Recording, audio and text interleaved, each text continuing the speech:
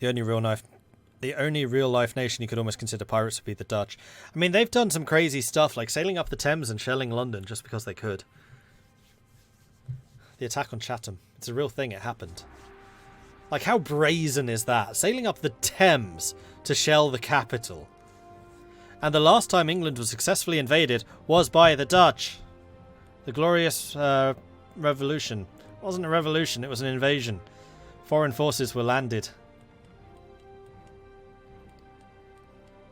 They're absolute mad lads, the Dutch. They still are. Have you ever gone to Amsterdam for New Year's? I have. Does Spain own both sides of Gibraltar now? Yes. Yes, they do. In fact, I think they always did. I don't think they ever gave up Gibraltar, did they? Or maybe they did. And this promised war, Britain versus Spain, has yet to transpire. Britain's currently going after Norway. Is Britain allied to Sweden? Nope. So why is Britain going after Norway? Just denying it from Sweden, I guess? Oh, Orkney. Shetlands. Faroes. I got there eventually. That makes more sense. And Norway is fighting. They're one heavy ship fighting against the 3 Prussian galleys. Losing, unfortunately. He's gonna go. Oh, not sunk, just forced to withdraw. I'm actually a little bit surprised they lost that fight. Oh, Norway no longer exists. Oh no, they do. It's just the Faroes. Quick, see if Norway has any naval bonuses. I know they do. I love Norway, they're great. National sailors, durability, trade steering, morale of navies, colonial range, colonists, ship costs, global trade power, production efficiency, and prestige and discipline. And actually, if trade steering works properly, they would make a ludicrous amount of money. Although not as much as Oman. If trade steering worked properly and actually worked alphabetically, or by trade steering amount as opposed to by nation ID, then they would make crazy amounts of money. Which is another. This is like one of the super advanced things about trade in the game. But if you have a nation with trade steering, the actual effect of your trade steering is entirely arbitrary. It's based on your nation ID. It is not based on how much trade steering you actually have. Which is a bit annoying. Especially if you're playing as Oman.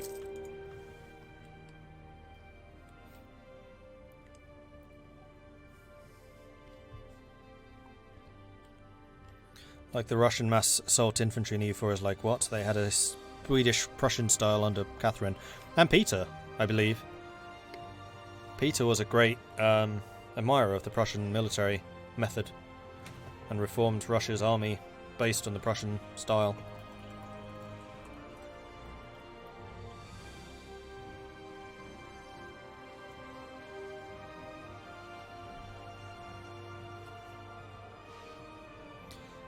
Norwegian possessions in America. Oh, that's true. Yeah, Norway still lives. And Hamburg is growing in Canada. We're going to see a hamburger Canada. Hamburgers with maple syrup. Actually sounds really good. I want that. Make it happen if it doesn't already. Do maple syrup burgers exist? Because they should. Oh, and Iceland. Yeah, England might well be going after this. Faroe Islands, Iceland, and then their Canadian, so Nova Scotian holdings. It's Nova Scotia. It belongs to Scotland, which is part of Great Britain.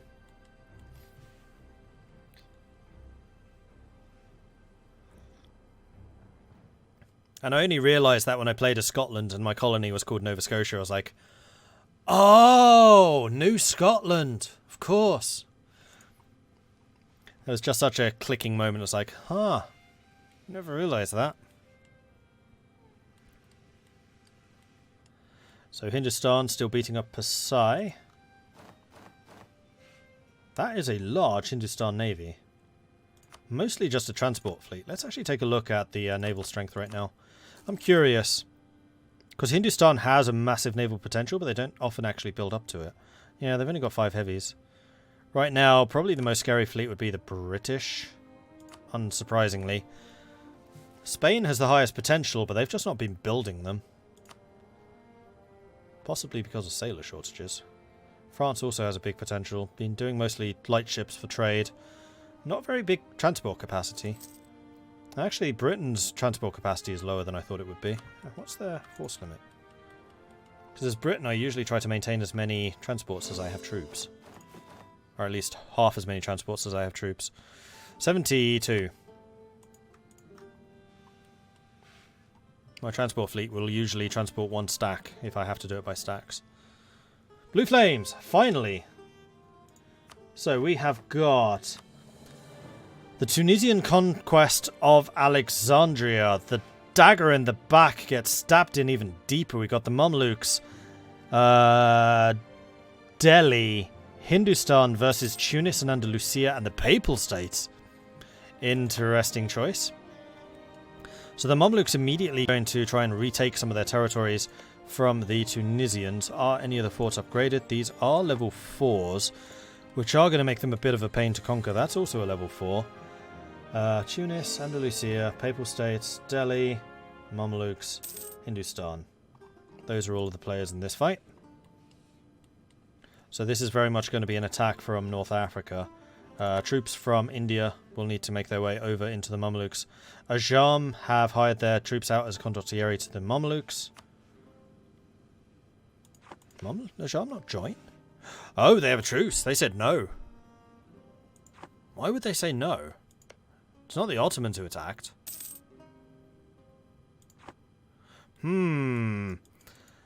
Some question marks appearing over Ajam right now. This is not the first time that they've pretty much sat a conflict out. Mamluks must be looking at them going, really? Really? Fool me once, shame on you. Fool me twice? Watch it!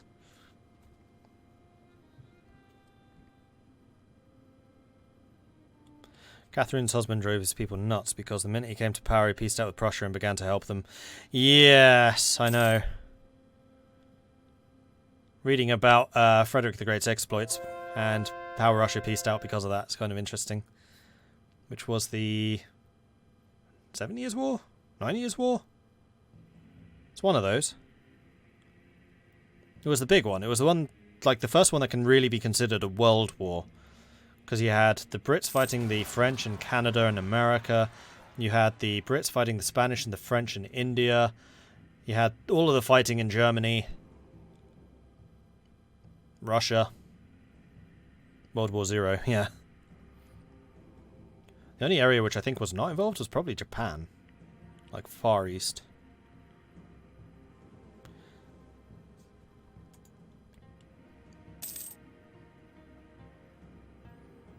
So at the moment, not a huge amount happening. Ajam sending troops over. Hindustan is beginning to arrive.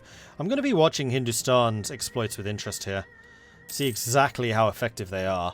So what does Tunis bring to the table here? What is their ability? Combat, galley combat plus 20. So at sea they are ruling. Infantry plus 5, mercenary discipline plus 5, diplomatic relations, naval tradition, sailors, naval leader fire. They do have defensive ideas, so they'll have a decent amount of morale, but they're not really bringing that big a bang. Andalusia, on the other hand, is plus 15% morale of armies, which is huge. Like, in Andalusia's idea group is probably one of my favourites for military, although Hindustan's pretty close behind. Ship trade power plus 25, which I also really like. Goods produced plus 10.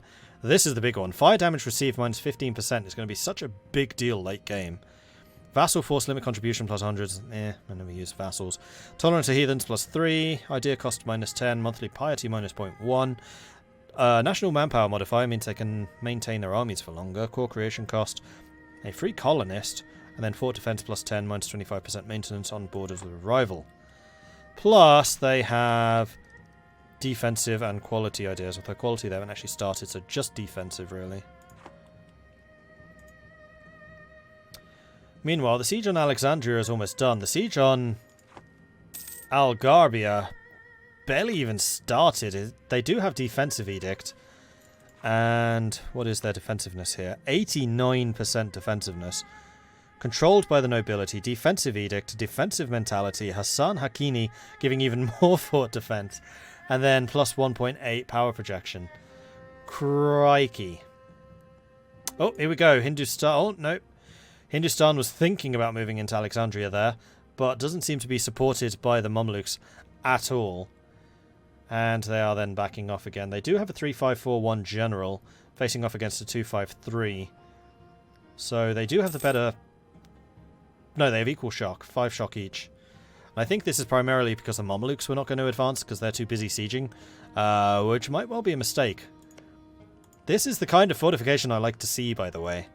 If you have a little exclave like this, build the highest level forts you can put in, and you will tie up the enemy army for a really long time. And that's what we're seeing here. And in fact, the thing I had totally forgotten about is if it's controlled by the nobility, you get even more local defensiveness. I always forget about that modifier. I need to use that more. Milanese condottieri for the Pope as well. They're going to have high morale. So Andalusia and the Milanese will have high morale. Tunis, I think, is going to be just primarily numbers. Papal States, what do they bring to the table? Papal ideas. I never really look at these. +5 discipline, diplo rep, religious unity, tolerance of the true faith, national tax +20, prestige decay reduction, cost to fabricate, production efficiency, diplomatic free policies, and then aggressive expansion. We probably should start looking at policies as well. Trade, production, trade, artillery. So, papal artillery is going to be quite good. Tunis, do you have any policies? You have none. Mamluks? None. And we know that the Mamluks' cavalry is decent, but beyond that, not so much. Hindustan. Trying not to miss any of the fights over here, because we are starting to see some manoeuvring. Hindustan does have policies. They have +1 merchant trade steering and then trade efficiency. Okay. Delhi is on the way as well. Yes, they are. They have some troops here and also sieging. So it looks like Delhi has taken over the siege from the Mamelukes. And the Mamelukes are now joining the main army with Hindustan. We do have more papal troops. Are they attacking? They are attacking. Here we go. This is going to be a defensive battle. This is just going to be flat lands. Delhi is going to be caught snoozing. Hindustan first to react. Then we've got Ajam coming in. Mamluks a little bit late there. 40,000 versus 18,000. 100% discipline versus 115. 6.3 morale versus 4.8 for the Papal States. We do have an awful lot of troops coming in. The defending forces being a little bit slow to react. Very highly drilled. No real bonuses for them. Artillery, what about the front line here? And it looks like the Papal States are about to get sent back. Oh, no, they got reinforced. Tunis has arrived. Andalusia is on their way in. We've got the Tunisians with no bonuses. We've got the Hindustan. No, that's not Hindustan. Delhi with no bonuses. Where is Hindustan cavalry? Hindustan artillery. And actually, it looks like the Hindustan forces are being sent packing. They did bring in enough troops. It just took them a while to get the entire train of manpower through. Never did get to see Hindustan's combat ability, but the first defeat here for the defending powers. I'm wondering where the rest of Hindustan is. Hindustan are going to need to bring a couple more guns to this fight to really see a success. And the thing to bear in mind here is if the Mamelukes suffer too many defeats and look too weak here, big bad green boy from the north is going to start coming knocking with their mighty Ulm allies.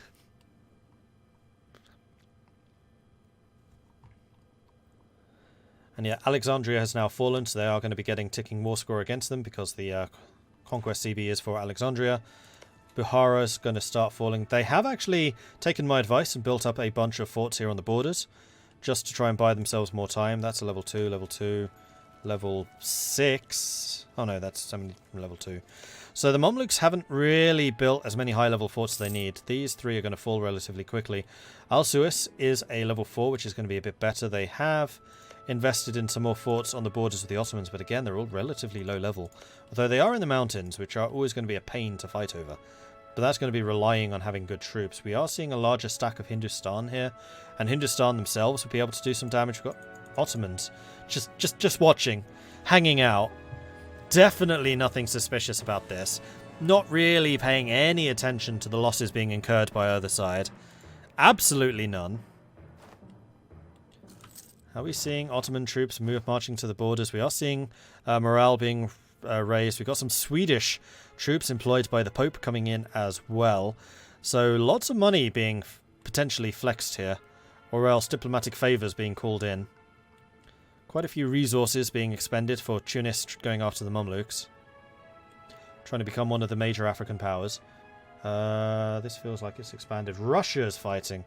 Who is Russia fighting? We have an expansion. Russia versus Yuan.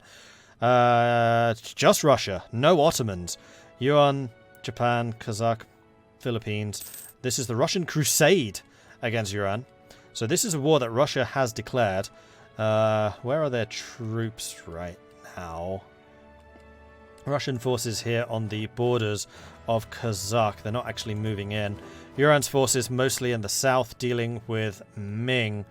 Not really looking to be too hot a fight just yet. I think that there's going to be a lot more action down here as Hindustan really starts to bring their numbers to bear. Any other wars? Russia, Papal States, Ming and Dao, Japan, Delhi, Prussia. Prussia? Who's Prussia fighting? Is Prussia in the war against... Oh no, Prussia has joined Russia. So Russia-Prussia fighting against Yuan. So a couple of people clearly a little bit concerned about the big red blob emerging from the east, fortifying their Russian bulwarks against that. Meanwhile, the lines here very much being drawn. We've got more Delhi troops coming in. We've got more Mamelukes coming in. Tunis still with 19,000 manpower. Mamelukes with 26,000. The Pope with 22. Hindustan with 20. Actually, a lot less manpower for Hindustan than I expected. They've been kind of caught in a couple of wars in close succession. They've not had a chance to really recover from that yet.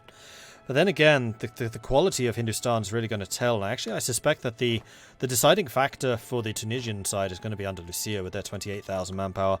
Because you got Hindustan quality versus Andalusian quality. And then it's going to be Mameluke numbers versus Tunisian numbers.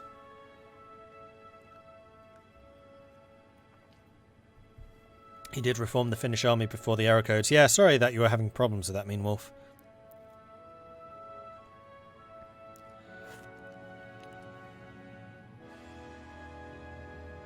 EU4 isn't as brutal with supply in Siberia's hard-to-find force. The war might see some actual fighting rather than just attrition. We shall see. Prussian infantry versus Japanese infantry. That is true. Oh, we got a fight. So this is 170,000 Hindustan versus 60,000 Tunisians. Why am I not seeing... There we go. Loss is definitely very, very high. The Tunisians taking absolutely the bulk of this. The Papal States forced to abandon their siege. Andalusia really slow to react to this attack. Coming in slowly, one stack at a time, probably waiting for the front lines to be defeated. So they're not suffering damage to the back lines. Again, Andalusia very much trickling in here, though the amount of morale damage being done might well count against them. We've got 5.7 morale against 6.3. So the Hindustan morale still very much counting through here. And we can see the That's Delhi. What colour is Hindustan? That's a Jam. That's the Mamelukes. I'm not seeing any Hindustan forces actually fighting here. All of the damage is being fronted by a Jam, by the Mamelukes, by Delhi. They do have Hindustan artillery in the back row, but it's not really the Hindustan artillery that's going to count here. We do have 2,000 losses per tick right now, although the Papal States are about to run out of morale. They do have the Swedes arrive. And then the Swedes arrived. I don't know why that made so much sense, but it did. 30% combat ability. It looks like Hindustan's forces actually being the first to have died because it is just their artillery. 50,000 artillery, but... oh no, they held. They held just about. Sweden was not enough to make this fight count. And the sieges in the centre have all been lifted, although those were defensive sieges, so that actually matters a lot less. And the siege for Fayum having been saved. We do have some of the defending forces moving out, trying to take over some more territories, not immediately able to follow up the victory and take out the forces that didn't really flee very far away. I think I would have been a bit more nervous about that, just in case. The Swedes weren't enough to fill the entire front. No, things were front row. No, things were a little bit too chaotic for that, I think. Okay, so that is probably going to be a little stagnant for now. We have the Russian forces now advancing into Kazakh. And I do often credit Helson being one of the most military-minded players of this game. He's very good at conserving manpower. So these are some fairly large stacks, probably concerned about Yuan, though Yuan's forces being a long way away. We're going to have definitely the force multipliers here on show for the Russians. The Ottomans sitting this one out. The Ottomans, as always, being a very calculating ally? Is that what I should say? I think that's what I should say. But Iran having to rally their forces after the wars in China, giving Russia pretty much carte blanche to go after Iran's vassal in Kazakh, building up a little bit of war score. What's the war actually over? It's a crusade, so it's a superiority, so it's all about battles, winning battles.